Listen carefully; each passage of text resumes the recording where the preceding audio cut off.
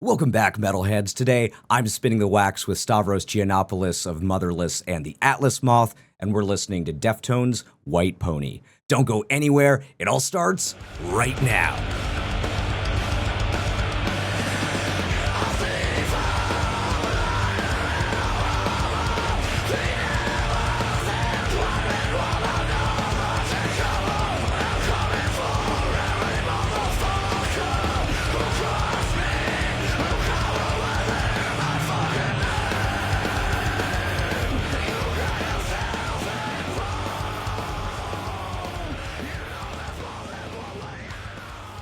What is up, my friends? Hello and welcome back to Spinning the Wax, where we listen to your favorite artists' favorite records.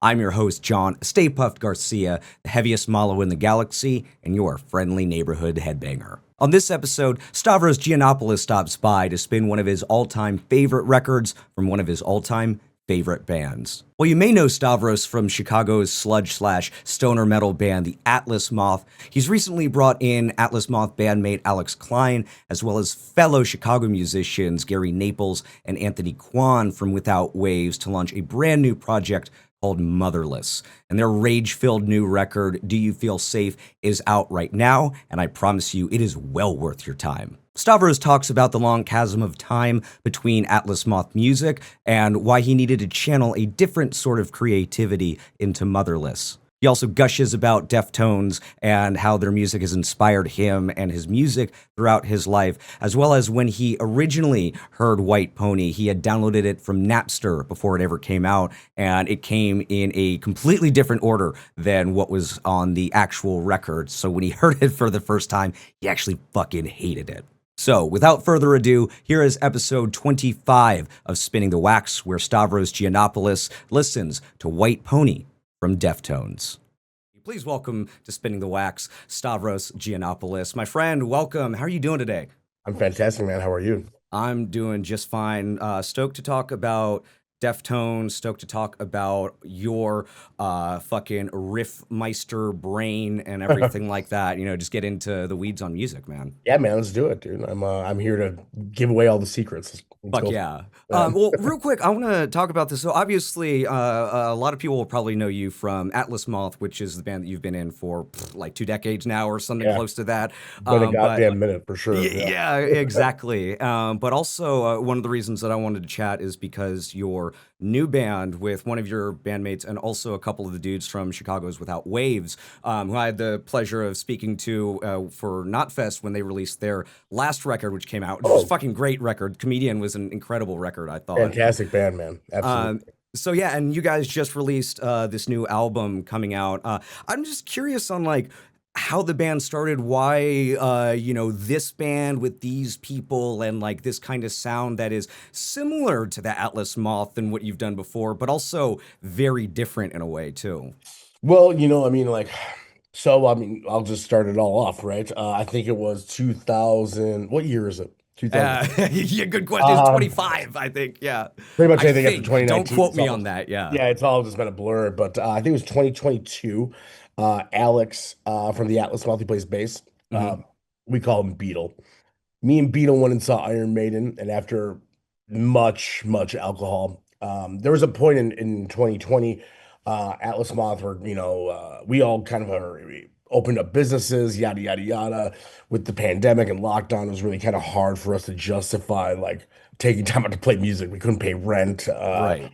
It was really tough. We were all service industry guys, so we were kind of taking a hiatus, and in the meantime, Dave Cush was doing clean vocals and lead guitar. He literally disappeared. We haven't really heard from him. Interesting. Okay. It is kind of a little bit of an odd scenario. Yeah. Even to this day, we haven't heard from him. So we have replaced him. Marcus, he used to be in Stabbing Westward, and he's also in a band called Black Cross Hotel, which is with Mike Michek, who plays drums in the Atlas Moth, and Andrew Rader, who plays synth and guitar in the Atlas Moth. So in 2022, they had started Black Cross Hotel. Me and Beetle were kind of just hanging out. We went to Iron Maiden. We were kind of like, man, you know what? If these guys started a band, why don't we start a fucking band? And we were like, all right, we're gonna start a band. We just saw Iron Maiden. Everything rules. And we the next day I was standing on a street corner. I ran into Gary Naples, drummer of Without Waves, and he's like, "Hey man, what's up with your band?" And I literally didn't even get a chance to tell him, and he's like, "I've always wanted to start a band with you. Let's start a fucking band." I'm like, Yeah, hey, it's like so the planets aligned right there yeah, it was whenever he literally one of heard those you. things where I was like, "Well, hey, guess what, pal? I got an opportunity that's coming your way." So I was like, "Well, here's the deal. We need another guitar player because I'm not really a one guitar player kind of guy. And he's like, "I got a guy. It's Anthony from Without Waves." I'm like, all right. So he literally just kind of drafted him on in, and I was like, "Yo, listen, here's the deal though. Like, I want to do something different. It has to be different. Like, I don't want it to be a stoner band. I don't want it to be some progressive band. Like." I wanted to be different from the Atlas Moth because I particularly have done this before where I've been like, even with the Atlas Moth, when we started that band, I was like, I want this band to sound like yada, yada, yada, yada. Yeah. And I want to say it was like Neurosis meets Down meets Cursed, and it's Yeah, like, fuck yeah. Yeah. but yes and no. It didn't really work out that way. But it's like even though you missed the target, you found something Yeah, though. yeah, exactly. Like I always do this, and I was like, I'll always be like, I want a band that sounds like, Portishead and Nick Cave and Deftones. And it's like, yeah, it's not gonna sound anything fucking like that. It's still gonna sound like me. Yeah, right, So, right, right. but I was like, it's got to sound different. It's got to sound different. So that's the one thing. 'Cause I didn't want to step on Atlas Moth's toes because I always planned on getting back to Atlas Moth, which we now have. Right. So, um, so I was like, yeah, I want to make sure it's different than that. And I talked to Anthony too, and I was like, man, like, here's the deal. Like, both of these bands are very progressive. Both of these bands are very heady. They're already, Without Waves, I'm talking about, and the Atlas Moth. And I was like, one thing that, like, I always come back to was that, like, Lemmy was in Hawkwind, and then he was in Motorhead. So, Mhm. like, this should be Motorhead. It should be simple. It's like the backwards of that. Yeah, yeah, basically, or not getting kicked out of Hawkwind, right? Yeah, Like, right.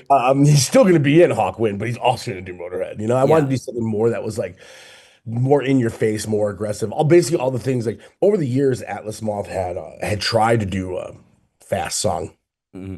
never fit our catalog. You know what I mean? Hmm. We would do it and be like, "This sounds goofy," like this doesn't Yeah. work with It our does. like. It's not us. Yeah, it's not, it sounded more like it sounded like a bunch of guys trying to play fast. It didn't Mm, sound natural, or like when it got too overly aggressive, it'd be like we're trying too hard. It's like I just not got you. a vibe, man, and so I wanted, and that's a part of me. Like I come from the age of like Vision of Disorder and I love Discharge and I love Yeah. Negative Approach and I love Motorhead and I love all that really harsh, negative, in your face, really angry shit. His Hero Is Gone and Tragedy are two of my favorite bands ever. That's really where I was going for. And I was like, just told everyone, I was like, let's just go for fucking something that's quick, fast, and really aggressive and in your face, and let's not write 8-minute songs, Yeah. and here we are, Yeah. it's about as simple as that. Yeah, and I love that, and I think mission accomplished too Yeah. because it was and also good job for the PRs as well because the FFO that they did on there. I don't even remember what it was, but it was like Kylesa, ISIS, a bunch of other bands. It was like I don't care if don't sound anything like that. You've already got my attention because it's Yeah. like that fast, aggressive, like you said, in your face type of style that still has those elements of that kind of like sludge in it and everything like that. Because, like you said, if you're gonna write it, it's still gonna sound like you, I right? can't really And get away from it, right? I feel like exactly. I think that Atlas Moth would be more of the ISIS-y, neurosy of me, but then like I did grow up like worshiping I Hate God. Like that was Mm, a band that I found and I was like, this is my band. yeah. And like, like I'm a total stoner. What do you want me to tell you? I smoke pot all day. Right. So what do you want me to do? Some of that sludge stuff is just in my like I've always even I always say this like and people like are really into sludge now. It's like I was into sludge in high school. Like I remember having a I remember getting a fake ID. So many of my friends got fake IDs so they can get beer. I got fake IDs so I can go see these 21 and over shows because like Soylent Green and I Hate God and Neurosis and all those bands were not playing anything all ages. And I was like, fuck, Sure. how do I see I Hate God? They're coming to this little taco joint and it's in the back room. This place called Big Horse Lounge. It's a real thing here. I've always been in that. And it's like, I really wanted to do something like, it's just something really nasty. And like I said, His Hero Is Gone was like a big influence. Even like, kind of like oddly enough, mid-era Sepultura, Chaos AD, Beneath the Remains, kind of Yeah. even, like, something that's really down tuned, something that didn't have just a ton of effects and feelings in it.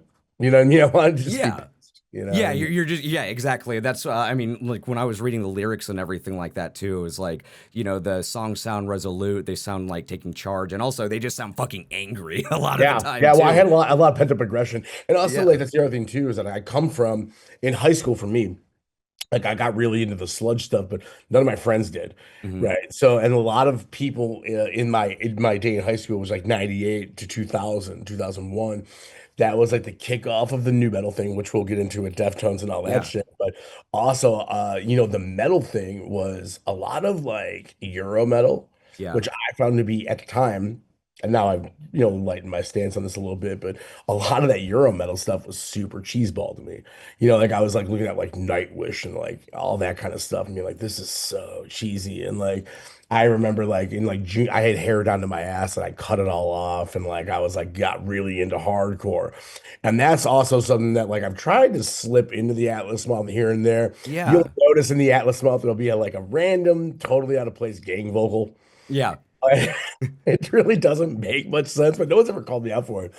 Or people will say that like, like, oh yeah, this guy's like has this, that, and the other's like, no, it's pretty much early hardcore, metalcore, like I said, like VOD, like Will Haven, all that kind of stuff really, really resonated with me. So that was very big on this record. I was like, I kind of want to do that kind of shit, like where it was like, the early metalcore before it was even called metalcore. That was the thing. Yeah, exactly. Because I remember, like, when I was growing up, again, early to mid 2000s, metalcore was Converge, and then it got into like the new wave of American heavy metal with like Yeah. Kill Switch, Shadows Fall, Trivium, all that stuff. And now that word doesn't even fucking mean anything anymore because of, Oh, record labels, social media, whoever you want to say, because you could light up 7 different metalcore bands, quote unquote, and none of them right. could sound the same.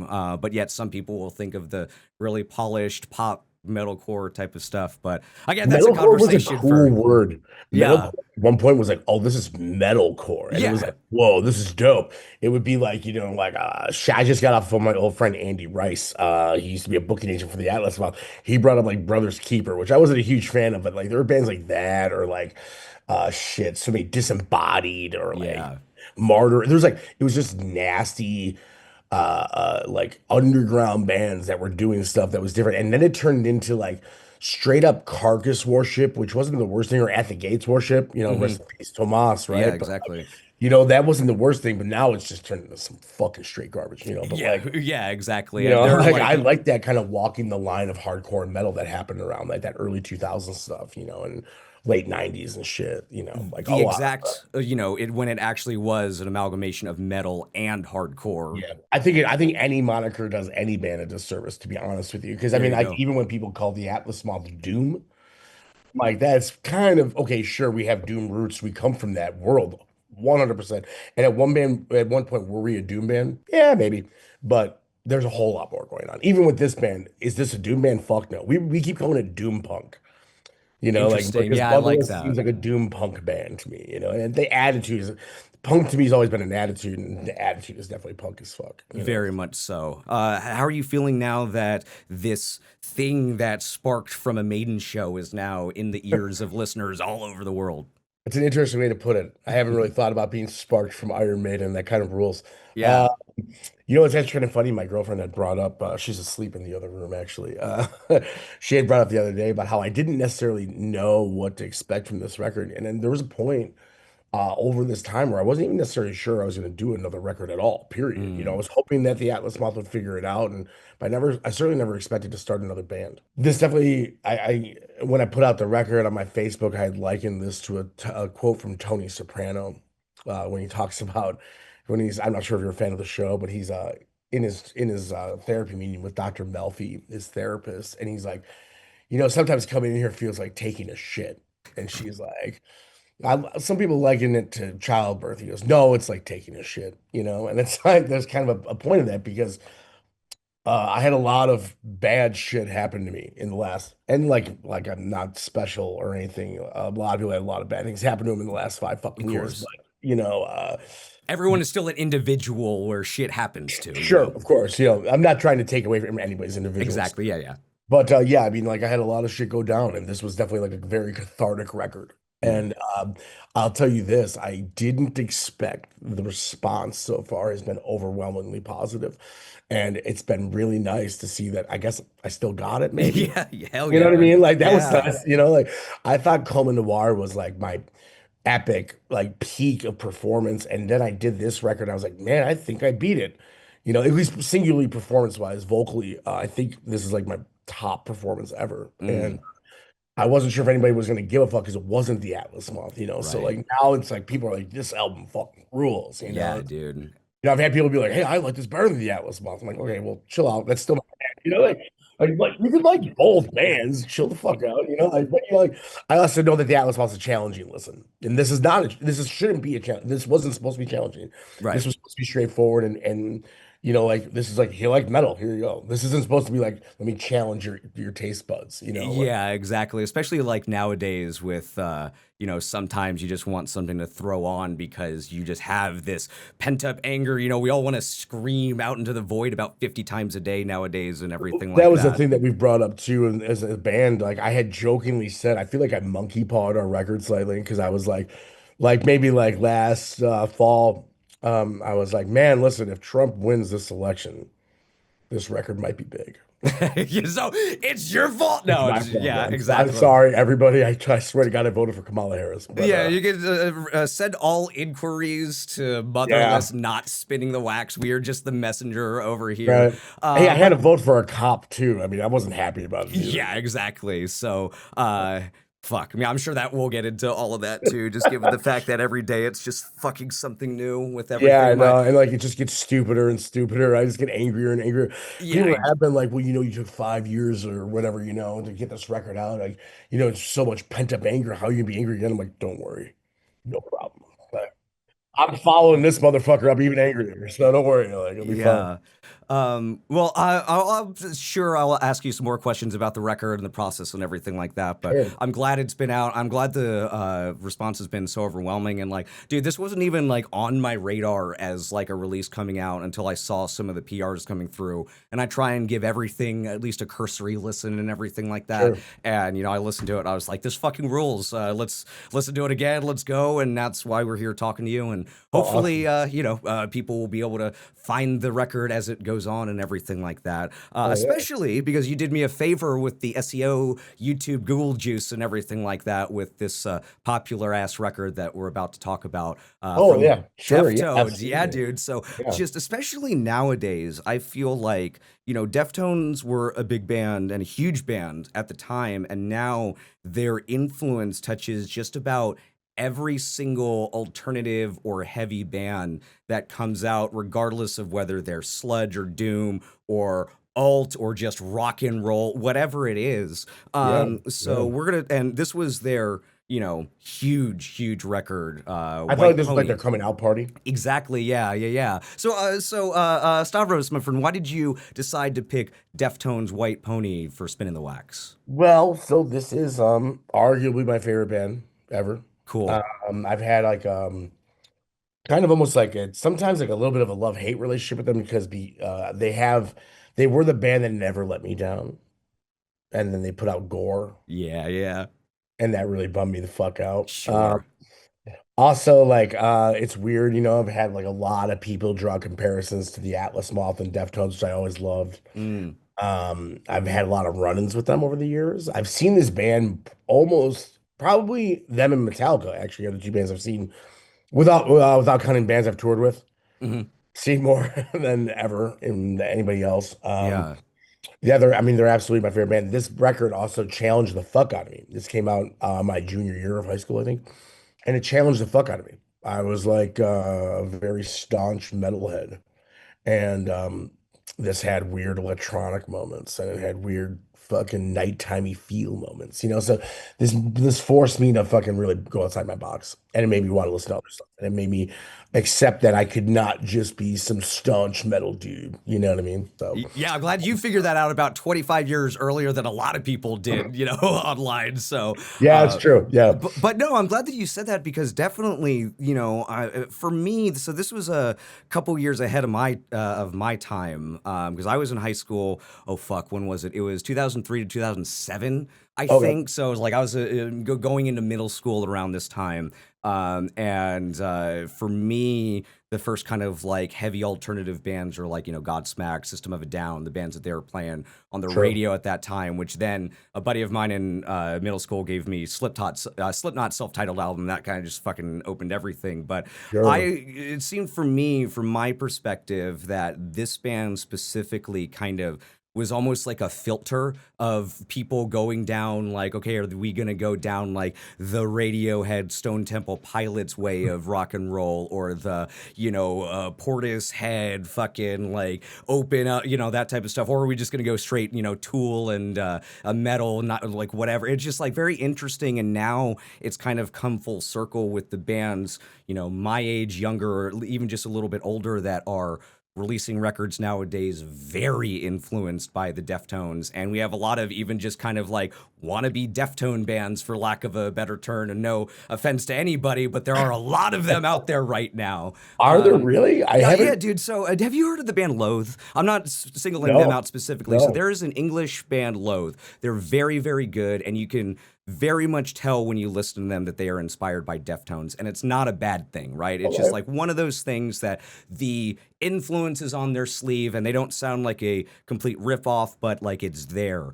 And Right. they got big, I feel like maybe right before pandemic time or pandemic time, and it's Oh, felt oh, like in the past 5 years, because I listen to new music every single week from like the stuff that's on record labels, just browsing YouTube, Metal Archives, whatever. sure. And the amount of like shoegazy, atmospheric, kind of not whiny vocals, but airy chino type of vocals that are throwing back to the early to mid 2000s era of alt rock and stuff like that seems like it has fucking exploded a lot. Listeners, spinningthewax@gmail.com, or comment on the YouTube page if you feel like the same, or let me know your experience with that. But that's just what I feel like I've been seeing recently. But So it's like interesting to me though, because like I feel as though, especially in 2007, when we mhm. got when we started the Atlas Moth, obviously, like I told you, I was like down neurosis, but like Deftones are always in my mind. Yeah. I just realized that like trying to sound like Chino Moreno is a fucking fool's errand. Yeah, exactly. And Yeah. like if you try to do that shit, it's basically like being like, our band sounds like Tool. That's like Does you're it? Does it yeah. though? Well, if you do and you get anywhere near it, you just sound like Tool and stop it. You know what I mean? Or like Pantera. It's like, don't try to copy those bands. You're just gonna fuck it up. You know what Yeah, I mean? exactly. Like, Yeah. so like as far as I was concerned, I always thought that we were doing something super original. So like it's kind of funny when you say it because we always took like we were all big into shoegaze kind of stuff, especially Andrew from the Atlas, but he was always big into that stuff. So we were Mm. always we got to step up on the Doom sludge game because no one's fucking with shoegaze and metal except for the Deftones and us. And we just fucking played Chicago. We just did a short little tour with Atlas Moth. It was funny because in Chicago, some guy came up to me and goes, "I've always thought that you guys were the Chicago Deftones," and I was like, "That's cool." Like I'm not mad about that, but like Yeah. that is what it is. Like Yeah, but your next merch idea is Chicago Deftones. There you go. I can I'll get there. Okay. That's happened sort of already before, and it's been a whole thing. But Fuck yeah. yeah. Yeah, man. So before we go into this, is there anything else that you want to say about the record? I'm sure, this is one of those, well, I guess I should say this too. For me, I didn't really get into this band like fully until about the pandemic. Like Oh, I really? was always, Okay. yeah, it was always one of those bands that were on the peripheral, and I would check some things out. I'd be like, yeah, that's cool. I'll dive into them one of these days, and then never did. And then around when Alms was coming out, I was like, let me just do the discography dive, actually get in, and ever since then I've been like, I should have been listening to this band fucking a lot sooner than I did. So I'll tell you this. This band I was into from the minute I first heard them on Adrenaline. Yeah. I saw them. I was trying to think about this last night and preparing to talk to you about this because I saw them at least four times on Adrenaline. I saw them. Wow. Okay. I saw them at the Metro here in Chicago, which is like 1,000 cap venue. There was probably about 150 people there. I can't remember which one of these is first, but I saw them open for White Zombie and Pantera. Wow. Yeah, Yeah, the fucking hell of a show right there. yeah. That's Stuff. it's the You know what I mean? Terry That's Date. that's shit. You know, Yeah, it's a it was Terry a Date great tour right Southern. there. It was a Yeah. great Southern Tranquil Astro Creep 2000. Holy fuck. Yeah, it's fucking pretty epic. Uh, Yeah. I saw them. I think they did Adrenaline. I think they did a Warp Tour on Adrenaline. We're talking like two-stage Warp Tour. That was like in a parking lot of the United Center where the Bulls play here and the Yeah, Hawks dude. play. And then the time that really brought it back to me is I saw them open for Kiss. And Interesting. Wow. yeah, it Okay. was I Yeah. saw Kiss twice in 1986. It was the first reunion tour with makeup. And the first show was with the Melvins, which was also fucking bizarre. Yeah. And the second show was with Kiss. And I remember very specifically Deftones came out. I remember showing at the show, and I still have this medium pullover red hoodie, which is like, yeah, right. But I'm not going to get rid of it ever. And it has the Deftones logo in Ride the Lightning font. It's blue and white, straight up 3D Ride the Lightning font. And I remember I bought it after I watched their set because they came up there and everyone was booing them. And I'm like, this band's cool. And I remember Chino saying something to the effect of like, it sounds like y'all don't like my band. And everyone started booing him. He goes, that's cool. You're all going to be buying my record for your kids tomorrow anyway. And I was like, these guys are fucking awesome. Yeah, dude. And I've been hooked ever since. And this record, I remember, this is like some old man shit here, but I remember downloading it on a Napster. Yeah.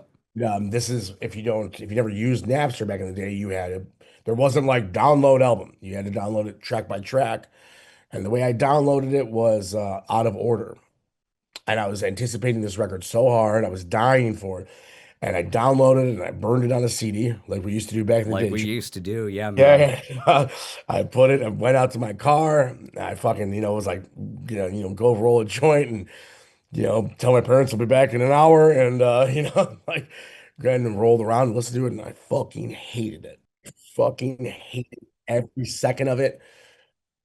And I realized that it was out of order.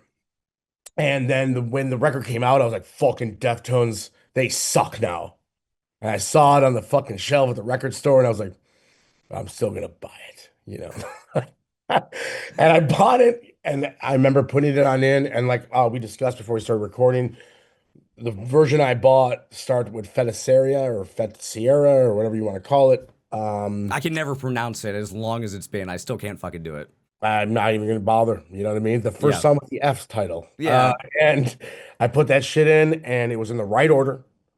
And it fucking kicked off, fuck, I'm drunk, boom, and it was my favorite album of still staying, still staying. That's time. This and Diamond Eyes are kind of like 1A, 1B now, but yeah, man. And that this taught me the importance of track order. It is perfectly sequenced with the what comes after, and like there are a couple of things I'll quibble with here there we'll talk about and stuff like that, but like as far as like it vibes all the way through, and it's just like the records that generally we talk about on this show or generally that make a big impact, that is why one of the reasons why, and it's so subtle and you won't notice in the time that you're listening to, and that's the fucking magic about it. But you're 100% right, and that's one of the things that I've always, or like that re-entered my brain about that. Yeah.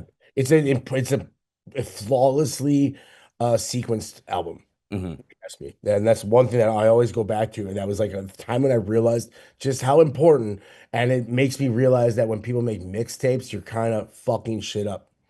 And that scene in Boogie Nights where he makes tapes in his own order of albums, that guy's an asshole. You can't do that. Like, you're being presented something in a way that's supposed to be this way, Yes. Nowadays, what I really like is making playlists that flow in a certain order, that just like each song flows into the next with them and stuff like that. So, well, there's something to be said about DJing or curating a playlist, right? Yeah. Sure. But now there's something to be said about the Deftones in this regard when it comes to gore, which we could probably get to eventually. Okay. All right. But, they deleted a song off that record. I did not. No, I missed. I've like Gore is a big void in my Deftones listening experience right The most now. unforgettable record of a band's career, my of a favorite band of mine ever. They deleted the first track, and this band. If you want, should we start this record? I Yeah, can yeah, keep. yeah. Let's go in and do this. Yeah. Because we're already like starting with everything and Yeah, flowing, exactly. and I'm gonna both of just us keep are going. just I can yapping. talk like a motherfucker. So Dude, me like, too. So yeah. this will be fun. We'll be jockeying for talking time. But All right, cool. this is Deftones' White Pony here in 3, 2, 1, play. All right, so they deleted a song off Gore, and then they added a song after the record came out with this song, which people probably know as big as some of the other songs that are like in Deftones like essentials playlists or whatever, you know? Correct. So like now this also goes back to another thing too, right? So this song, this is actually one of the first records I ever had to buy several times. Okay. Oh yeah, yeah. Because of So all the different there editions of was it. the original version was three ways. It came out in two different opaque jewel cases, red opaque, black opaque, and then a regular jewel case with a silver cover with just a little white pony in the fucking corner. So like at the time I was like, well, I'm not going to spend $25 on their, or maybe it's $20 on their special editions that had like an enhanced CD you put in your CD-ROM for 2000. Yeah. And Those days, yeah, right? and it had an extra track called The Boys Republic on the end. And then the standard version was just, Fet Sierra to Pink Maggot. So I bought that version. So then once I heard it in sequence, I fucking literally went back to the record store that day and bought the special edition in black. And I still have both copies of that. And then they released this stupid song. And because I'm such a fanboy, I had to go back and buy a third copy of this. And then several years later, an Atlas Moth fan, I had mentioned that I never got that red copy and I didn't have it. I was bummed I never got it. Sent me one in the mail. I love it. Fuck yeah. So you got them Yeah, all now. I got them all. And I even have the original red vinyl. That was only promo only. I spent like $300 on it. It goes for like $1,000 now. Oh, So I mean that's a fucking deal. I mean, I've spent more money than I would like to say on certain vinyls when I know it's like I'm either never gonna see this again or like there's no other way to get this. A lot of times I'll it's usually like just buy it just to do it at the time. Like I'm just gonna buy all this crap and I'll figure it out later. yes, yes, exactly. So how do you feel about this song nowadays? Do you still not like it? So here's the deal. Is it's kind of funny because this is a band that I've read so many interviews with. And their words affect me, Okay. like so Yeah. I remember Chino at one point being like, I'm a fucking terrible rapper. And he fucking a terrible rapper, dude. He's like really bad at it. I do kind of like I love this video. Yeah, Uh it's a great video. it's like fun enough song, but I can understand why he's upset about it being on the top of the record. Because once again, like we said, this record kicked off so fucking hard. And if it wasn't for dudes like us sitting here being like, no, that's not how this record starts. Like, you know what I mean? Like, we're Yeah. kids nowadays getting into like all these TikToker kids that are Deftones now, they don't even know that this record didn't start off with Fet Sierra. It's a fucking crime. And I was literally thinking about this. Speaking of Iron Maiden, because when I was buying my Maiden CDs growing up, that was the '98 reissue. So the first album of that has Sanctuary as the second track. It cuts out a little bit of Phantom of the Opera, and Oh, oh yeah, yeah, yeah. I didn't There's even like know that. yeah, if you look at the '98 reissue or the remaster of Maiden self-titled, Phantom of the Opera is like 20 seconds shorter than what it is on like the actual way that they put it out. Why? I have literally no idea because Fucking criminal. now the new reissues, because they did another remaster in 2015. Sanctuary is not on there, and Phantom of the Opera is again back to its like original like 7.5 minutes long or whatever it was. But Man, that's I fucking guess stupid speaking as of hell. exactly what you're saying, I had Yeah. no fucking idea that Sanctuary was just like a non-album single at some point, and was on. They added it later for the U.S. version and stuff like that. So like, Like, that's crazy. I who had no fucking idea. knows? Yeah. Yeah. And another thing is we talk about this a lot because I do remember downloading songs from Napster. There was like, because I had an older brother who's probably about your age, so I was like got a little bit of a splash of that like Oh, sure. older Yeah. millennial bit, but because on LimeWire were like what I used a lot, but how many records were wrong growing up because you had a wrong song title or it was in a different sequence or whatever it was that you All of didn't them. know until Almost later? all of them. Yeah, right. You know what I mean? Like, so first of all, I want to point out that I'm an 83er. So that falls into a very small generation called the Oregon Trail generation. Okay. Fuck This is being a like one millennial, all year right? in Like I between the fucking Gen X and the refuse to fucking millennial. take that tag on there. But it comes from being the guy that remembers before the internet. Yep. I had to like talk to girls' dads who were really scary and shit, you know. But that's but anyway, but yes, everything was right. Actually, there was like a really like kind of like a little hack back in the day, kids, where you would put your band up there as unreleased Deftones song and you would upload your demo and you would get like 10,000 downloads. There you go. It's like SEO for the fucking like 2000s generation. It Like was let's fucking sick. go. You Yeah. would get there, you would have your demo just downloaded by a bunch of people. People would be pissed. Yeah, And of course. think that they had some like weird demo by like Slayer, but it wasn't. It was just your shitty thrash band, you know? Like, actually, it's like, I mean, did you ever get into like Waffles? No. That was like the invite only download sites. That was No, really yeah. popular for I me. wasn't Like, cool enough. yeah, that was what was up. It was all audio files. You had to like get invited and keep a ratio up. That was Oh like yeah. Yeah, yeah. That's too much for me, man. I can't yeah, do it. yeah. I was a bootlegger from way back, you know. I had to pirate everything. I didn't have any money. I was always playing in bands and trying to tour. And then you have this song. This is the true opener. Yeah. That Sierra's is where it's at. And this is named after a Brazilian talk show host. It's about someone being kidnapped. The lyrics, what I think is interesting, we'll get to it on some of these songs, especially the next one, but the lyrics really belie the tone of the music, you know, or if you just listen to the music, you'd be like, I'm having a pretty nice time. I can listen to this on the beach, you know, it's nice and airy and spacey. And then you get into some of the lyrics, you're like, this is fucked up.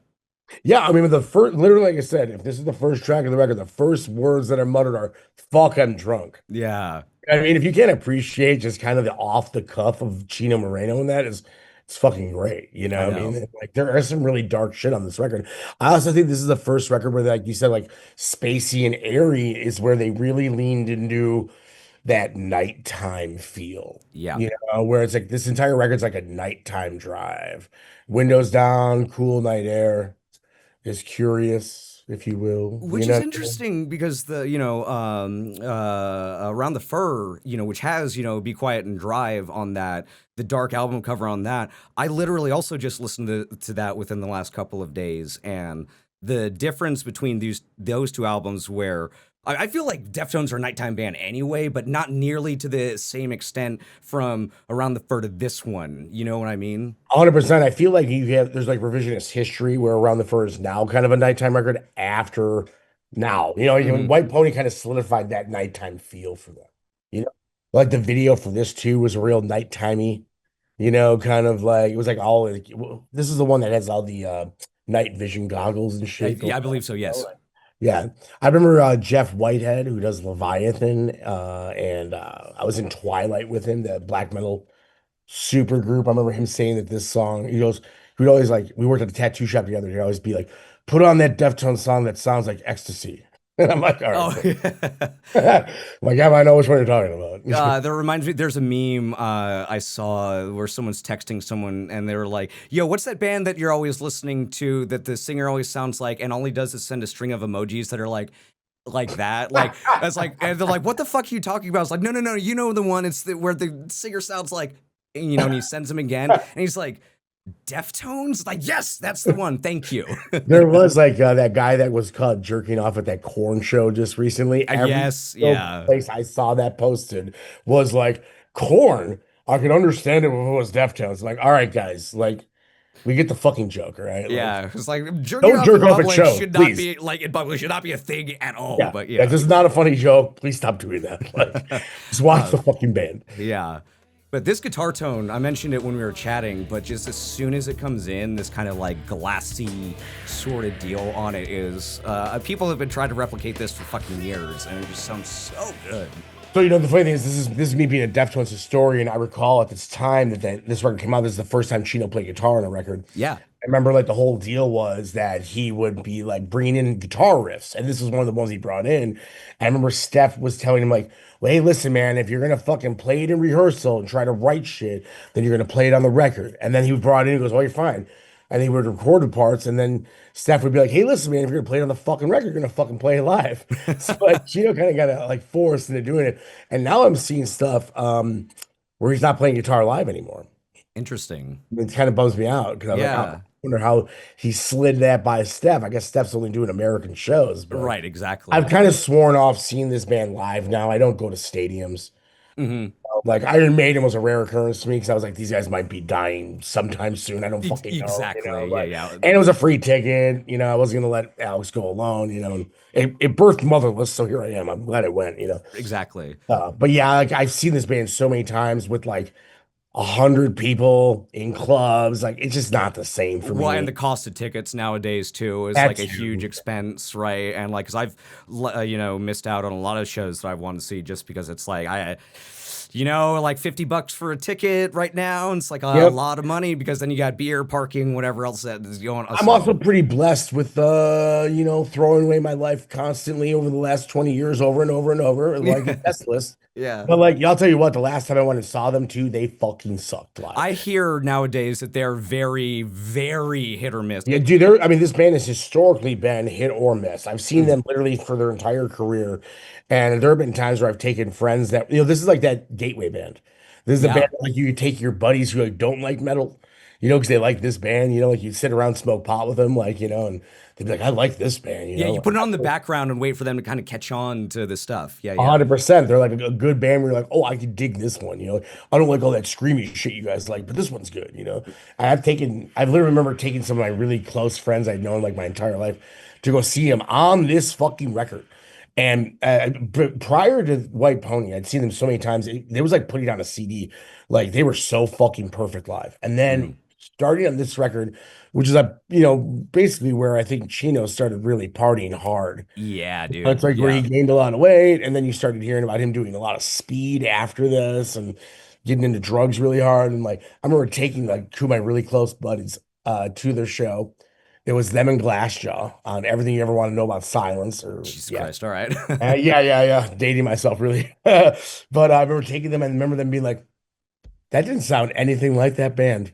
It's like, yeah, I don't know what the fuck just happened there. Like they're either spot on or they are fucking one of the worst bands ever, They And just weren't it's with, like, probably just fucking too stoned and drunk and on whatever else at this point. Yeah, because with especially around them, this and I'm curious what you think about this because I've heard Jonathan Davis refer to Korn as one of the last rock stars or one of the last bands that record labels put money into and all that other stuff. Deftones was right there along with them, sure, and I mean, they they were were they Madonna's label, right? yeah, yeah, exactly. And they were, partying all the time with together and all that other shit. But I think, with Corn, the rise and burst of the new metal bubble, which happened like this with, It was very Korn, Limp short Bizkit, time. yes, and Deftones. Those were, I feel like, the last, rock bands that really had the kind of I guess, hair metal 80s lifestyle sort of that where they were getting money thrown at from people and all that other stuff. And Yeah, obviously, 100%. These guys were in buses immediately.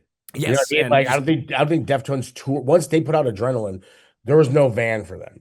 right, Same with Corn. There was no van for those guys. exactly. Like guys like Poison the Well, which I would think would be like kind of like the next era of heavier music. Those guys were still in vans and stuff like that when they put out Tear from the Red. Even when they toured, I remember this because I was like kind of like somewhat around the music scene. I was like in bands. I was starting to rub shoulders with people and start getting into the music scene. Bands that were signing to those major labels around like that Thursday, Thrice, all those guys were still in bands pretty much when they were putting out those major label debuts, or they were just getting into buses. You know what I mean? Yeah, Like, it wasn't like these guys were signed and they were like in a bus immediately. Their record yeah, need to be out. They were in buses. Like you're right. This is like the last heavy era. Like where it's like, oh yeah, we got signed. We're in a bus and we have tour support. Something I've never heard of. right. That's a goddamn myth. I don't know anything about fucking tour support. Like so. Yeah, I mean, like those are the good old days right there. But yeah, they Yeah, were. because nowadays people are fucking grinding for 10, 15 years and still haven't gotten a fucking bus, you know? I've never had a bus. Yeah. Never had. I also don't want one. I did one bus tour before Atlas Moth put out a record. I did merch for Pentagram. Never again. I mean, maybe that's because Pentagram is some of the Bobby Lee looks like the worst person on the fucking face of the planet. Oh And no. I've not been shy about putting that one the fuck out there, but Sorry to hear that. that guy fucking sucks. Like I said, Google me on that one. You can find all the fucking shit I've said about it. Uh, but yeah, they've definitely soured me on being in a fucking metal tube with some guy where you cannot get out of. You can't fucking go and like have a cigarette at the fucking gas station and get a Yeah. goddamn yoo-hoo and call your girlfriend and be like, I fucking hate this guy, like It's like, I wonder what would happen if I just walked close to the gas pumps right now with this Yeah, lit cigarette. Maybe that would exactly. solve a lot of my problems. Yeah, I mean, there's something to be said about being like, hey, can we fucking stop and get out of this van for 10 minutes? It's freeing, Like, I need a fucking thing of cashews or something. Jesus Christ, Like, I'm Yeah. dying for an unsweetened iced tea, please. Like, Yeah. you know, Well, sorry that you've had that experience, but that's why, you live, you learn. yeah, exactly. And, whenever I talk to bands, it's like, dude, finding people that you can jive with most of the time, even if you're not getting along 100% of the time, is like the hardest thing about being in a band is just finding people that I you can think get that along with and it. getting five dudes in a room at the same time. Yeah. It's impossible. It is impossible. Yeah, I play D&D. I Sometimes. know exactly about Yeah. like you need more than three people to get into a single space. Good luck. Yeah. And especially when you have nowadays, I mean, I have, between Atlas Moth and Motherless, I have two drummers. And those two drummers between them have about 45 bands. Yeah. You know what I mean? And now I'm sitting here now next year I've been juggling touring plans with both Motherless and Atlas Moth. It has been the biggest, I'm like literally being like, are you guys fucking kidding me? Like, Yeah, you're like, why did I do this to myself? Like, yeah, fuck off. Gary from Motherless has put out 6 music videos this year, and I think he's about to put out his 5th record. I Jesus was like, would you Christ. fucking quit it? Yeah. Like fucking space some shit out, man. Like, what the fuck are you doing? Like I'm literally, we started writing a second Motherless record. I'm like, I'm gonna put this motherfucker out next year, just so I can get a jump on this. You know what I mean? Like, just like Yeah. very fucking, we're gonna do this properly. This was a song that bummed me out when I first heard it. Yeah. We're on RX Queen right Yeah, now. this is one that I was like, I don't know about this Deftones. It's growing. I like it now. Yeah, I know the line. I wrote it down. I'll steal your carcass for you, then feed off the virus. Probably the most depressing line in this whole fucking record, I Are you think. sure? No, There's no, really okay. depressing lines in this That is record. hyperbole, but like it is very depressing It is as it a is a line. bummer. Yeah. I Yeah. remember that like we'll swim to the moon. I can specifically remember driving down Milwaukee Avenue in Chicago, which is the main hub here. And Yeah. that fucking line just grating every one of my nerves. Because it was Mm. probably I don't know where it was in the fucking the mixed up fucking sequence that I had, but I remember just being like already fucking pissed. And that line came on, and I remember just be like, oh, this band is awful now. What the fuck did they do? And that line was terrible. And now, and I remember, like, just, now I'm here and I'm like, oh man, it's fucking great. Yeah. Yeah, that's so interesting. So you don't remember what type of sequencing it was in when you listened to it, do you? I remember, it was almost, I think it was probably alphabetical. Okay, That would make yeah. sense. But so what would that mean? Like digital bath would be real high up there, I guess, right? Yeah, it would probably be Digital Bath, and then Change would be probably the second song No, it'd if be it was. change digital bath. Oh yeah, I know how Ah, to yeah, fucking there you go. ABCs. I'm a Yeah. writer. I'm a fucking journalist. Stavros, like Yeah, I know my yeah. ABCs. Jesus fucking I Christ. didn't mean to edit you there, but Yeah, no. So Change, No, you're digital correcting bath. me. Yeah. So yeah, Change would be first, which all right, like That was yeah. already released, and I want. Okay, so here, okay, here we go. So this is a good thing into gore. So this band, Bored and wow, My Own Summer. Mm, This band has consistently been, and this goes back to Fat Sierra. This band is a track one band. Every one of their track ones are fucking bangers. sure. Fat Sierra, My Own Summer, Bored, Diamond Eyes, and Dude, that's my favorite record from Hexagram. them. Dude, Yeah. every one of their track ones are the shit. And they deleted the track one off of Gore at the 11th hour, they said. That's a quote. You can look it up. They said at the 11th hour, we took off the first song.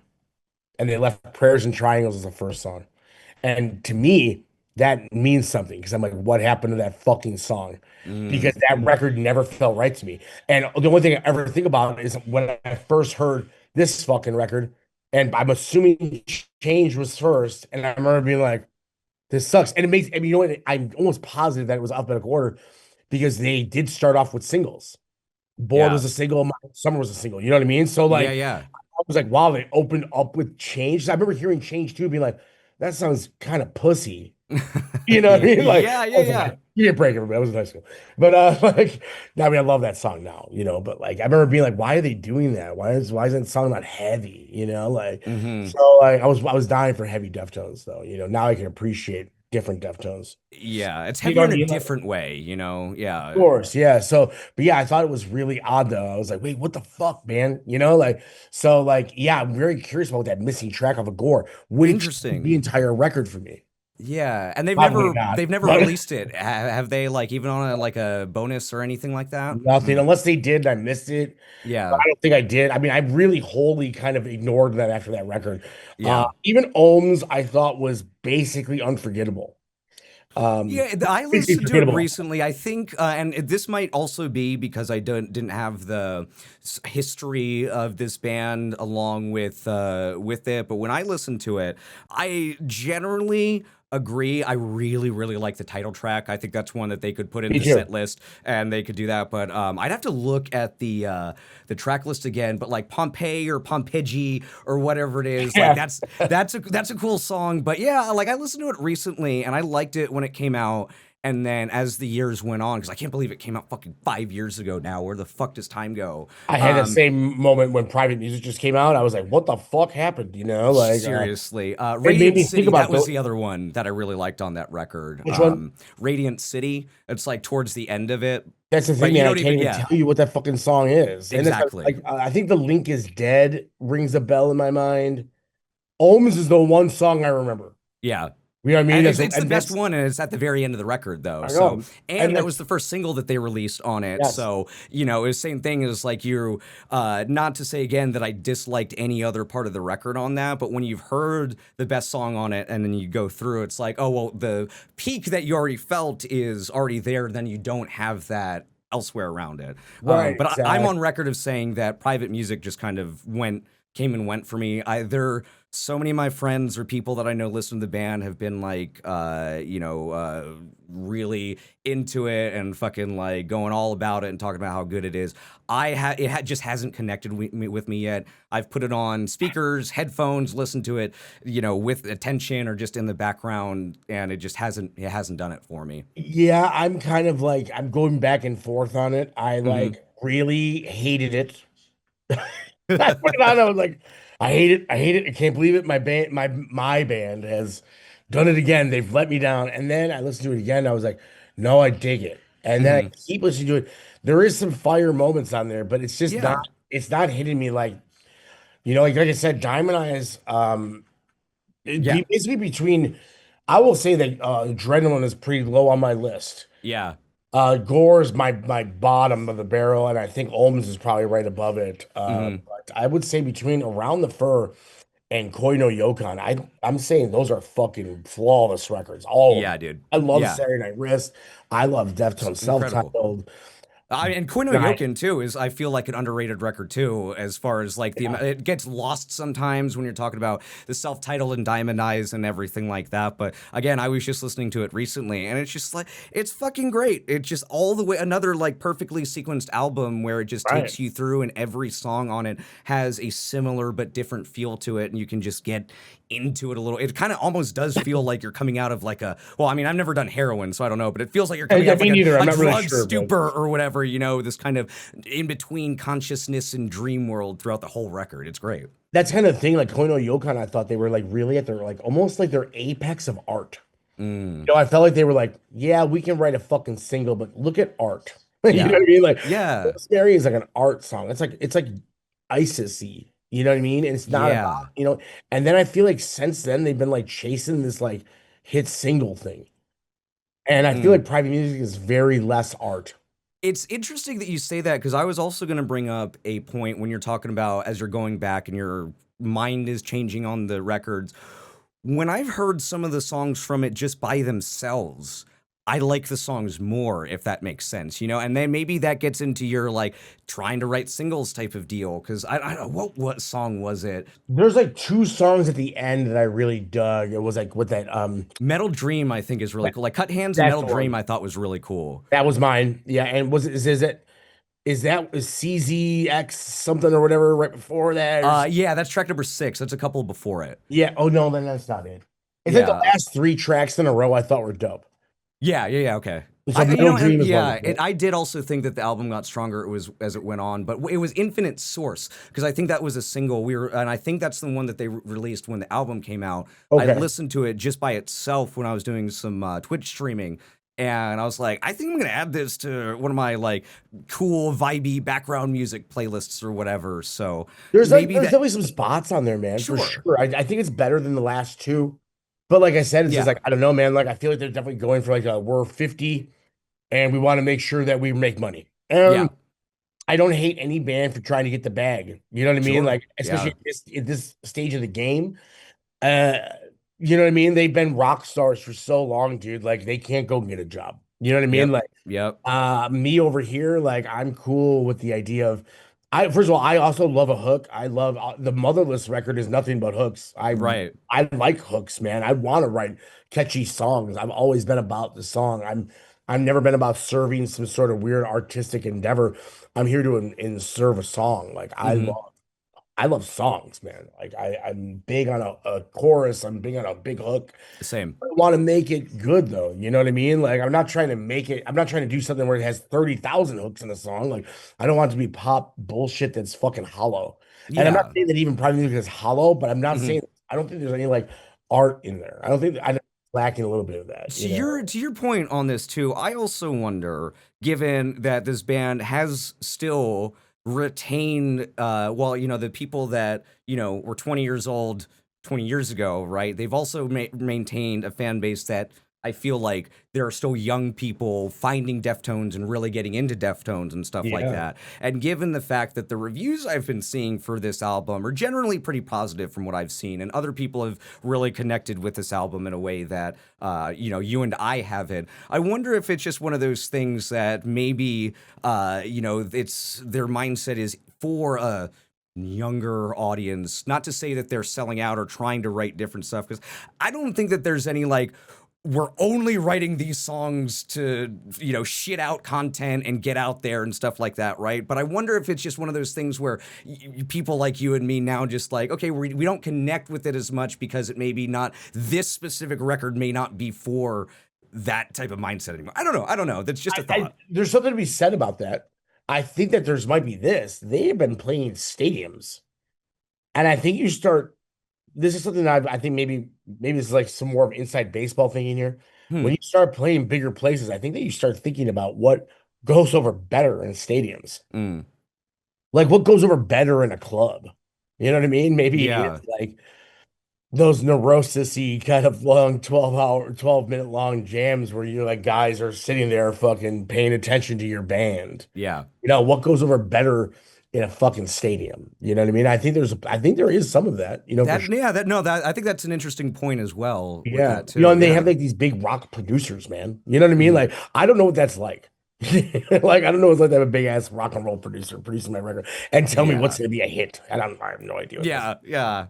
No like, fucking idea. nor do I really want that. This vocal line, sorry to interrupt you on this though, is like the great gig in the sky type of moment for Deftones, and it You're just right. That's a chills. great comparison. Thank you. Love Yes, it that just comparison. chills every time, man. This is Rod Lean, who I don't know who the fuck that is.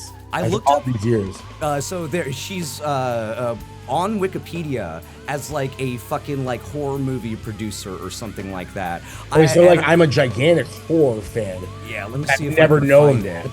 Yeah, let me see if I can find it, right? Because she's like this part right here. Oh my, like That's so good. what are you even doing? Yeah, her What's she have on there? I'm dying. her Wikipedia goes to a movie called The Bunny Game. The Bunny Game? The Bunny Game, directed by Adam Remeyer. Okay, so she's literally nobody. Exactly. So Okay. what literally, and then I saw a interview with Chino talking about this because I did the same thing. I was like, who the fuck is this person? Apparently, she just worked next door to the studio that they were recording this in, and they were hanging out. I don't even know like what type of business it was, and they were like, hey, come in, do this thing, and she came in and did this fucking thing, and you're just like, this, you should be having your own band if you can fucking sing like How that. the What are fuck you that doing? that is like you hear about like Mick Jagger bringing in that woman on whoa children, and how Yeah, she yeah, yeah. she like lost her she was pregnant when she did that and she miscarried because she What fucking I did screamed it. no, I didn't know that. She screamed that so hard she fucking miscarried. I forgot what that woman's name. She's Holy incredible. fuck, Yeah, they brought like you. That was a fucking some woman that worked next door. How the fuck you just stumble on talent like that? dude. That's fucking Yeah, what? seriously. I've recorded a lot of records.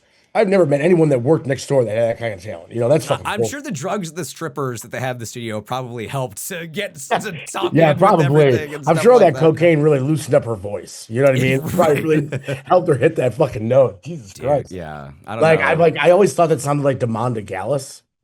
I don't know that. I don't know that. She's incredible. My girlfriend, she has a poster on the wall. She's like a Okay, yeah. Greek avant-garde uh weirdo. I She's like avant-garde weirdos. Demanda Gallus is definitely someone to look up.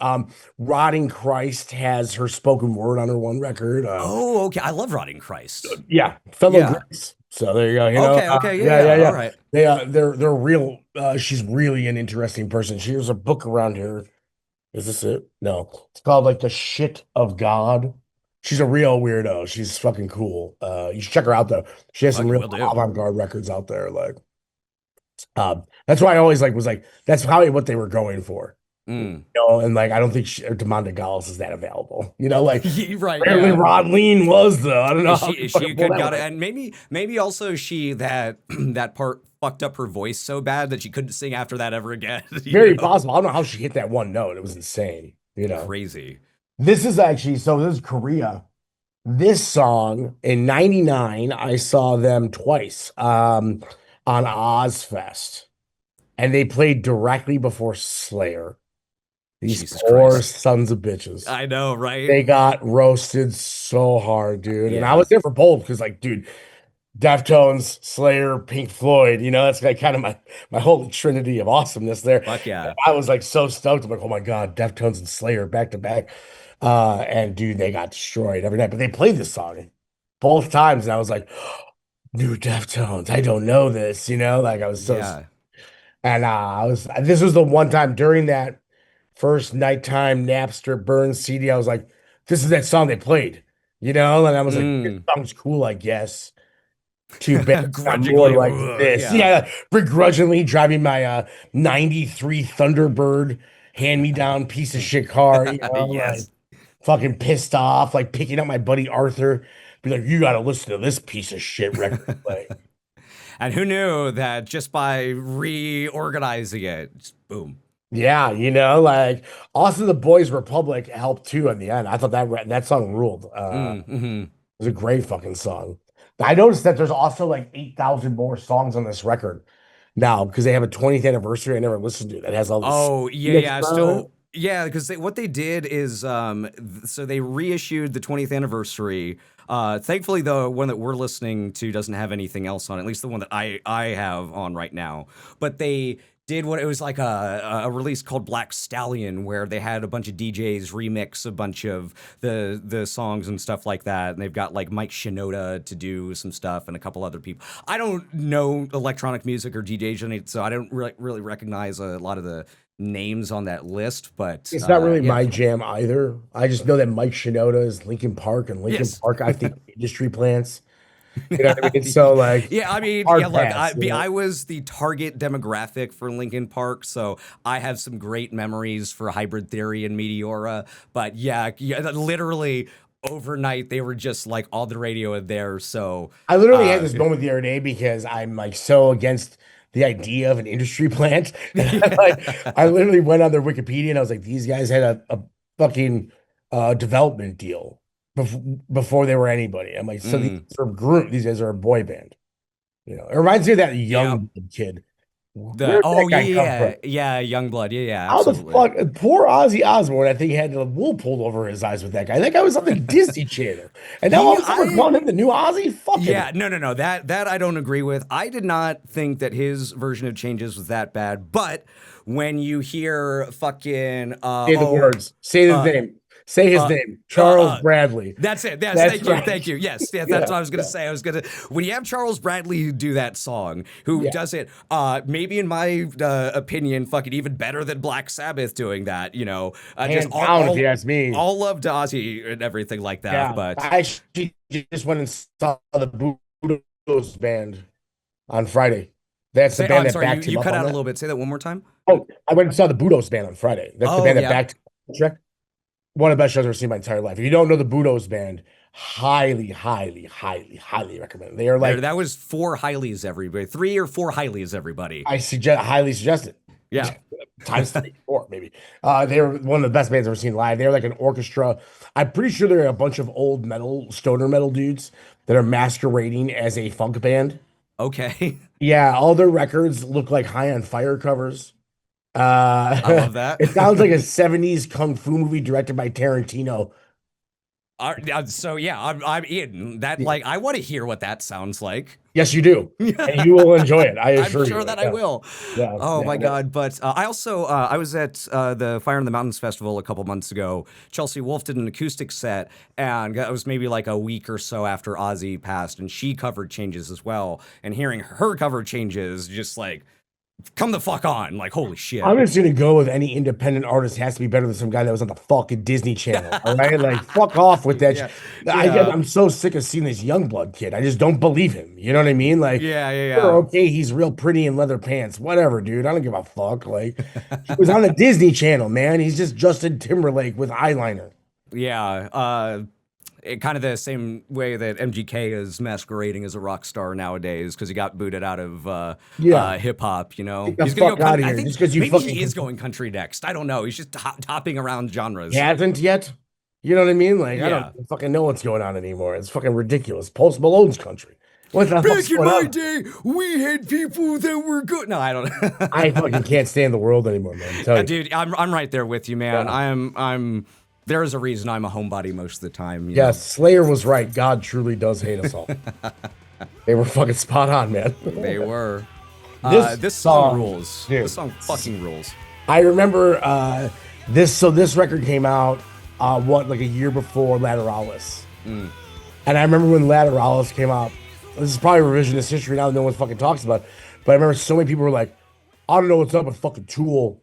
Deftones sound more like Tool than Tool does now, and I think it's a hilarious thought. Yeah, because people love Lateralis and like worship that record. But I remember when that came out, everyone was like, "Man, I'd rather listen to Deftones." It's because Lateralis took fucking 5 years to soak in the brains of people. But what's interesting, so I was reading about this as well, and I'm sure you know this, but the band was originally very hesitant to bring in Maynard or have any celebrity guests because it was like, oh, that's a crutch and you're just trying to sell a record and all that other stuff. It was very popular at the time too, man. You know, yes. We had Roots had like, you know, Mike Patton and Jonathan Davis on it, and the guys from Brazil that did the Rana Mahata stuff. And yes. One record had a bunch of people on it, and Follow the Leader had like everybody under the sun. It was like a hip hop record. Yeah, exactly. And Limp Bizkit started doing that too, because I know Jonathan Davis was going on a Significant Other, and I can't remember if they had anybody else who was big at that time too. Yeah, and then Chino was like crashing out too about guests on records. He was all like, yes. Well, he was getting to that point where he was like, fuck everybody, you know? And I was like, hell yeah. And so, because they were hanging out, and he was like, also, when you are jamming with Maynard, you just start to sound like Tool. So like they were like, we don't want to do that, but the story is that they like Maynard was like writing with them, and this song came from it, and he was just like, yeah, fuck yeah, 4/4 is boring, let's write in like 7/8 or 3/4 or all of this other stuff, and they get up there and sing it, and they're just like, fuck. And Chino was singing it like in the studio and was like, I can't get Maynard's voice out of my head, so he called him up, was like, can you come down and sing this song? And that's how they did it. It's just Maynard was so fucking good and helped them write this song, and they loved him so much on this particular song that they're like, we're going against our rule of no celebrity guests and not becoming Tool. Let's just have him on here. And it's great. It's great. Great choice, boys. You know what I mean? Like, that just was excellent. Now, here's another thing. Serge Tankian on whatever fucking that song is on Queen of Yoke. No, Saturday Night Wrist, right? He's on, yeah. Fucking hate that song. It's not good. No. It ruins the fucking sequencing in every my mind. fucking time, man. I fucking can't stand that song. It's so out of place. Yeah, and like, it I doesn't have agree. there's no point. You know, it's like all of a sudden just Surge. You know, I'm not a huge System guy, but like I respect System. Yeah. I do. See, I think love System, and I don't think that it fits because he's just so bombastic and goofy and just so in there. And I've seen or heard bits off the top of my head. I don't know. I couldn't name one, but I've heard him guest on other tracks where he's not as overwhelming or out of place as they are on that track. Yeah, that felt like it was just like, oh, here's the Surge spot. Yeah. And it's like, what the fuck are we doing now? You know, yes. Like, it's such a weird fucking thing to put on that record. And that record's also kind of disjointed. Mm-hmm. But I like actually, so like when we were on tour, when Atlas Moth was on tour with Gojira, Abe and Frank came out to see us, and I talked to him about that record a lot because I was really into it. Yeah. And we did have a Deftones parody shirt. Oh yeah. And the cat shirt. Okay. It just said the Atlas Moth, just like it. I remember giving it to him. I remember like playing the show and like looking up, and Abe Cunningham is air drumming to the Atlas Moth, and I almost had a fucking heart attack. Yes, seriously, that's awesome. I brought him up one of the shirts, and he was like, "Hey, you know, you're in an old band when bands start parodying your shirts, you know." Yeah. And then he's like, "Here's your cease and desist." I thought that was hilarious. And then later that night, like I was talking to him about that record, and he was like, "Yeah, man, like we recorded that all basically all over the fucking place, you know." Yeah. It was kind of weird to hear like they were like, obviously that was like post Diamond-Eyes. It was 2013. So they were in a better place by that point, but like there was a lot of like, yeah, that record was Saturday Night was just so disjointed, and you know, they recorded it here and there and like all over the place. Like I recorded the drums from that record in a living room. I didn't even know what the fuck was gonna happen to it, you know? And it was like, yeah, you could tell, you know, like I still one of my favorites though. I think it's like super dark. And I remember drinking that night with him at a bar in Sacramento. They like jumped in we used to tour in a school bus, like a short bus. Okay. He jumped in, Frank and Abe jumped in, and Abe sat on my lap. And we had Frank crouched down next to our drummer who was driving, and he gave him directions. And Abe sat there and he pointed out the window at me, and he was like, that was Chino's grandfather's barbershop. That was me and Chino's first apartment. And then they took us to the bar they played their first show at. That's we walked awesome. in at closing, and they're like, "Ah, fuck, the Deftones are here." And the DJ from Team Sleep was DJing. Oh shit! Okay. Fuck, I guess we're staying open, and we stayed until like 7 a.m. And me and Abe were dancing to new wave with switchblades in our hands, and like an actual like, dive party. Like, where do you think that fucking song came from? Yeah, it was the Atlas Moth, Joe and Mario Duplantier from fucking Gojira, and Abe and Frank. And he went around, handed out switchblades to everybody, and we were all dancing with knives to like 80s new wave. And then at like 7:30 in the morning, we were standing on a fucking street corner in Sacramento, and he goes, "All right, guys, next year, here's the tour. It's gonna be Atlas Moth, Gojira, Deftones, and Tool." And I'm like, "All right, I'm gonna need this in fucking writing. I need a whatever binding you say contract." is binding now. So I'm still waiting for that, Abe. So if you're listening to this by any chance, any fucking, you know, still holding you to it.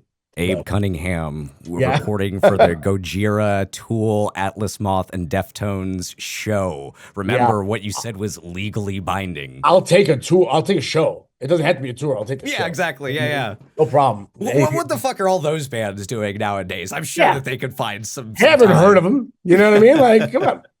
I still talk to the Gojira dudes. Those are like lifetime friends of ours. They're great dudes. I'm so glad that they are in they're taking up the space in the metal community that they are right now. So they are real dudes. They are a real band. They are like not industry plants. You know what I mean? Like those guys Yes. are the most legit fucking band ever, and they took care of us better than so many bands ever. They are I fucking. love to hear awesome that. dudes. Well, I don't love to hear that you don't get taken care of by other bands, but I'm glad we that never they took we never care of have you. we never have, Yeah. but they took on that tour. Actually, it was my 30th birthday, and it was in Chicago.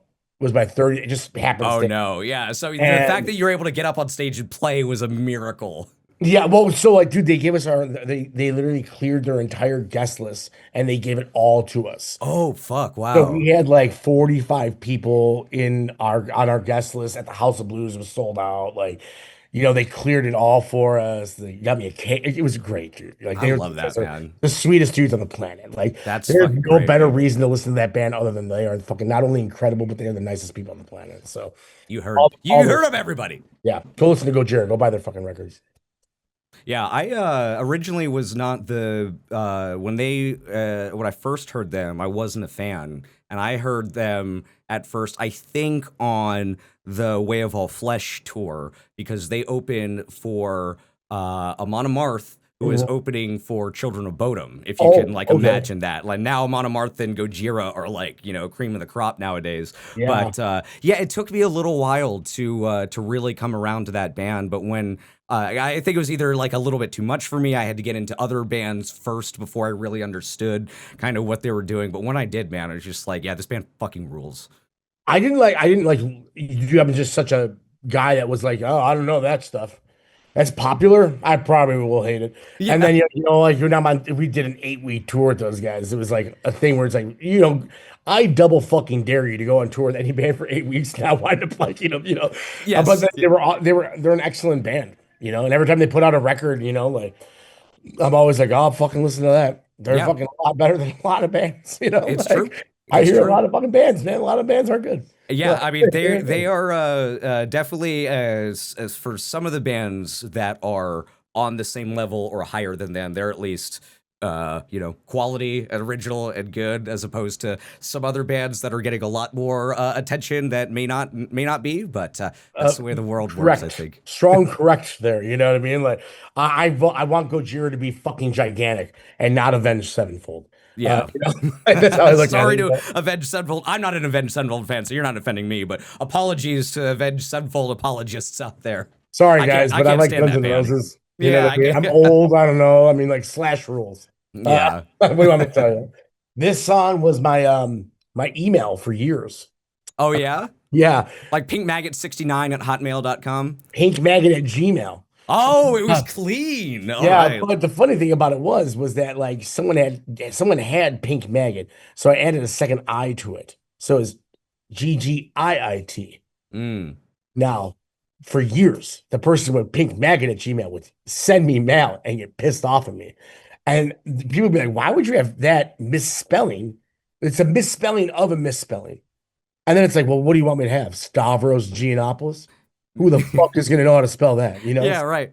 I was damned if I do, damned if I don't. So Yeah, it's like, why do you have the email address that you do? It's like, I don't know, because why am I named the way that I am? Just because? Yeah. in 2000, you just had email addresses. You didn't know that they were going to fucking matter as much as they do now. Yeah, You know what I exactly. mean? Like, but I also didn't really think about I's and L's are just like the worst thing ever to put in a fucking email address. Like Right. constantly for years, I was having to put like lowercase i's so everyone knew. It's like Jesus what a Christ. pain in the ass. And then people look at you like Pink Maggot. What is that guy into? You know what I mean? It's like, oh, Yeah, it's like, maybe oh, are you're you right. coding or something? Like, no. Yeah, I just it's really like, man, I Deftones. really need something easier. And now mine is not that easy either. I'm just terrible at email addresses. Well, let me tell you, like hearing this song right now, I'll tell you that this record reminds me of some of the best times of my life. Yeah. You know what I mean? Like I remember Yeah. so many awesome times. And it's kind of funny because I was thinking about this last night too. Yes, I was 17, 18 when this came out. So like you think about just that time, but no, man, this record permeated so many years after. Like this was always it still is a fucking go-to, man. Like if something victorious happened, man, White Pony is a fucking go-to, man. Like, and hearing this song right now, man, It's awesome, man. It's still a Yeah, smile on my face, and I can still picture myself rolling down the highway with a smile on my face, after a really good night listening to this track right here. and this is such a triumphant way to end the record. Again, speaking of the strength of the sequencing on it, because, they lull you in with that atmosphere and that kind of trance, that ambience almost that they have before reprising. Yeah. Depending on which version you heard, you're either hearing this for the first time, you're like, wow, this is really cool, this is going to be stuck in my head, or you're like, oh, they connected that back around to the very first song that I heard. I, But I also think this is maybe their best closer. I okay, think it's yeah, probably their best closer. Like I don't think this band necessarily closes records that strong historically. They have, but sure. I think this is their best one. And also like he's a constant influence, you know what I mean? Like the Motherless record ends on a pretty triumphant up because of stuff like this. This record's just a giant influence, man. Uh, It kicks at the begin with, it ends on a high. I mean that's how it goes. This it's always been a huge influence, always will be.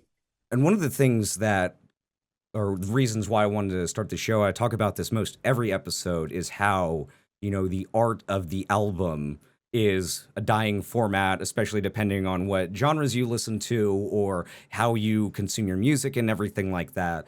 And, I don't think, maybe there's, a customized personal playlist that someone has built that they listen to, like you said, after triumphant times or good times, whatever, where songs of those will permeate their memories. But talking with albums that people really love or they've grown up with for 10 years, 20 years, sometimes longer than that, that is a longevity and a legacy that people putting out music nowadays, or even the suits above them trying to fucking get streams and likes and clicks or whatever, don't take into consideration as much. And it's such a fucking huge artistic achievement to put a whole album together. And then not only that, but then have it move people and affect people and last through the test of time and everything like that. And Yeah. just exactly what you were saying, as far as like this album has been a constant for you throughout your life despite what has happened, and you have so many good memories when you put it on. Still, I Absolutely. think that's the magic of music, dude. Absolutely, man. I mean, I've said this before. I've said it a million times. I'll say it a million times over. The Deftones and music in general has saved my life over and over and over. I wouldn't be who I am without fucking music, and I wouldn't be here if it wasn't for music. Reaching down and pulling me out of the depths of fucking depression and sadness. And over the years of the Atlas Moth and now with Motherless, I've had a lot of people hit me up, whether it be um, kids that have gone through tough times or people. I've had a lot of people who were in late stage cancer or had people pass away that told me that my music had gotten them through it. And the only thing Mm, that I can ever go back to is that music has been there for me, and if I could give back to that, then yeah, my man. job's done. I don't need the girls and the drugs and the millions of dollars. If I could give back to what music gave me, it's all that matters. Absolutely, dude. And sometimes, by saving your own life, you're consequently saving other people's lives as well, even without knowing it. Just that ripple effect of going on. And it's, the biggest thing, and why I always try, and this is why I love talking to artists and stuff like that, to tell them like, hey, your music affects me somehow, whether it's because I could put it on and fucking jam to it for 30 minutes, or because Yeah. it literally just like permeates something and got me through a hard time. So I'm glad that you're still here making music. I'm glad that the Deftones inspired you for the Atlas Moth and for Motherless, and that you've still got that fire in you, man, to I keep doing do. what I you're do. doing. And both for Motherless and the Atlas Moth, it sounds like. Yeah, absolutely. Yeah, the fire burns, still to this Fuck day, yeah. you know. And yeah, thank you for having me on, man. I had a great time. Absolutely, man. It was I'm super so glad. fun. I heard the stories were great. Hearing your perspective of this band, especially again as someone who has become a fan of this band over only the last like few handful of years, and still is finding stuff out about their discography and stuff like that because of, I haven't rinsed a lot of these albums, 30 times or whatever, Yeah, right? I've rinsed this motherfucker quite a few times. It deserves Yeah, some more. exactly. Now I hear it Yeah. again. Is there anything, the final takeaways about this album or anything that you want to say, or even for people that aren't familiar with Deftones, next steps if they listen to this record and were like, fuck yeah, I like that? I think there's something to be said about self-titled that doesn't get enough credit. I agree. So everyone talks about White Pony, and then people automatically go to Around the Fur, and they go to Diamond Eyes. The self-titled Deftones record is, I think, maybe their darkest moment because Hmm. it's like kind of a band on the edge. There was a point at the end of White Pony where they said they were going to break up. They're not going to do another record. I Interesting. remember that actually being announced on Much Music, which was the Canadian MTV.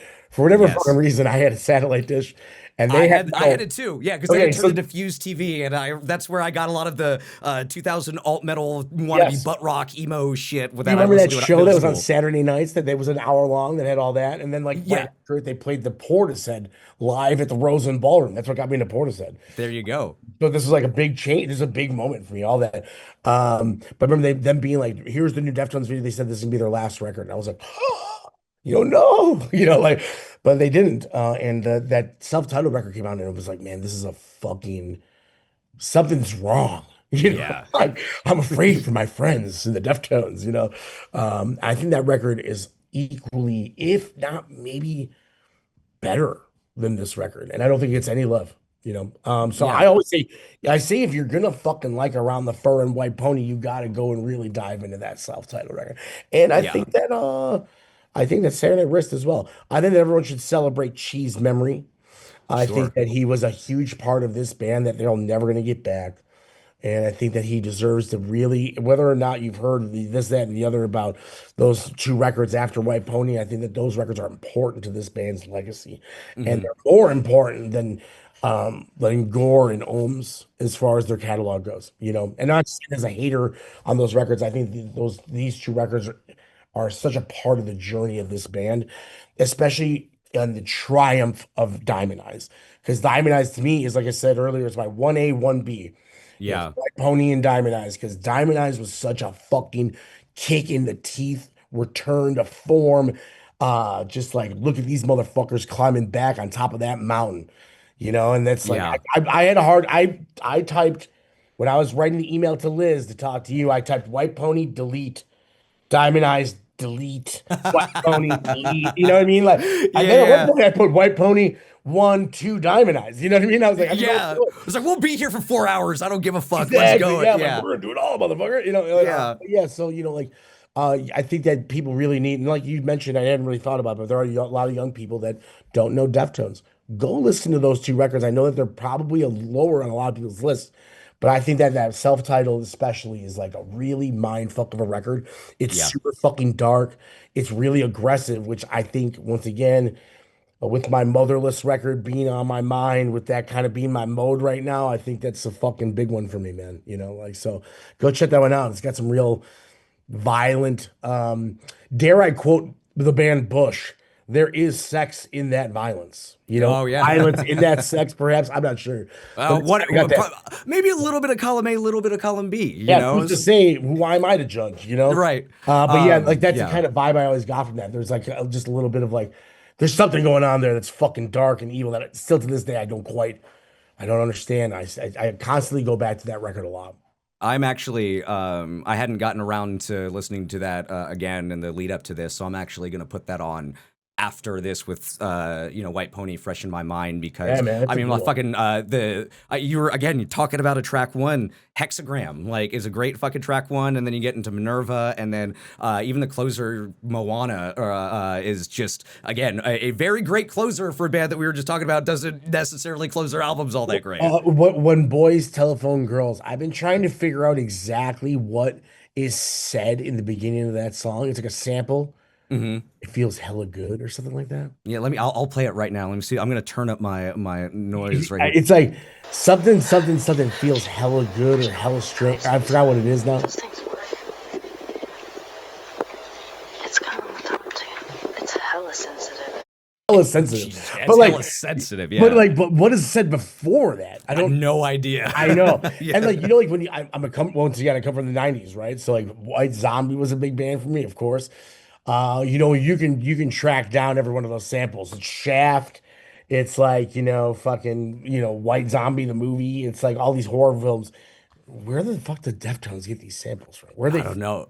They're I've had a couple of death metal artists on, and we talk about like you know, the kind of competitive nature that some bands get, where they're like, we got to find a sample that no one else has done, or we got to do it in a different way before. And I was saying, like, Children of Bodom, formative band for me, they had tons of movie samples throughout all of their stuff going in, and again, you could pinpoint that and find them. And I don't fucking know. Deftones is trolling everybody by like, find this thing, everybody. I thought I was being clever dropping a Jake the Snake Roberts one on the Motherless. Yeah. And no one's asking about it. Is that the one on Motherless, right? Yeah, that's what I was like.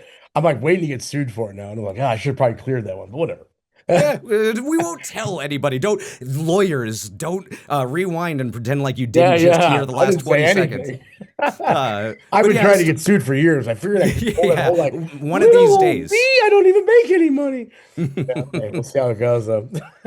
Amazing. Well, Stavros, anything looking up or that people need to be paying attention to as far as tour dates, anything like that? Are you getting back to right with the Atlas Moth? Like, what is the rest of your 2025 and going into 26 looking like? Yeah, so right now, Atlas Moth is we got some hometown stuff coming up. We got Atlas Moth on the 25th of October is playing a very special show with Off With Their Heads, big punk rock band that does a big blowout Halloween show. They're old friends of ours, and we're gonna get weird with them. It's gonna be a weird post-metal punk rock show, you know, like they used to go off in the old days. I don't know. It's gonna be bizarre, but they're our friends, and we like to be weirdos. So we're gonna do that. Wake from Little Rock, Arkansas. Yeah. They just put out a killer record. Oh, my album of the year, I'm pretty sure. Yeah, probably my album of the year. Yeah, we're end of September, so it's like things are starting to solidify a little bit. Yeah, pretty sure that's still my album of the year, though. Us and our buddies in Race Trader and Motherless are playing in Chicago in November, and then next year we have Atlas Moth and Motherless tours lined up. We're not quite ready to announce them, but particularly Motherless is going to be doing tons of shows for the rest of the year and into next year. And Motherless is already writing a record. I plan on probably recording that next year, a follow up, and hopefully getting that out ASAP. Atlas Moth is going to start writing a record. Atlas Moth is also touring next year on Ache for the Distance. Oh, cool! 15-year anniversary of that record, and people have been clamoring for us to do something with that for.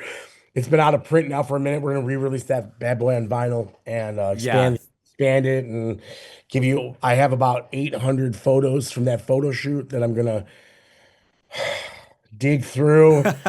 That's your content calendar for social media. You're done. That's it. Dude, it's going to be insane. So I'm going to go through all that, and we're going to give you a really big, awesome, expanded edition of that. Fuck yeah, I love that record. Also, I can announce at least this. I am booking a festival here for April. It's called Forever Death Fest. It's been going on for 5 years now, but I am officially part of the booking team. I am bringing you guys an insane lineup. It's April 10th, 11th, 12th here in Chicago. This is my first year involved with it. It has been going on for a few years. I'm really excited about the lineup. It's coming so soon. Cool. I will link to it in the description and everything. If it's coming very soon, very excited. Hopefully, it'll be out once we publish this. So hopefully, yeah, we got a couple things to button up. I'll tell you, Motherless is going to play that one, and then like I said, be Atlas Moth and Motherless all next year. I'm just going to be hitting it hard, and new records from both. Hell, love to hear that. I'm so glad, like I said, that fire is burning so deep inside you to get that. I know it's been a while since new Atlas Moth, and people have been able to listen to Coma Noir for a very long time. So good luck, man. We need to do something. You know what I mean? Like, I'm ready to go, though. So. Yeah, I'm stoked, my friend. It'll be good to have y'all back. And, man, it was fantastic. Thank you for having me. I had a great time, man. No problem. So, Stavros, we'll see you again next time, dude. Thank you for coming on, and congrats again, dude. Thank you, brother. Appreciate it. You're welcome.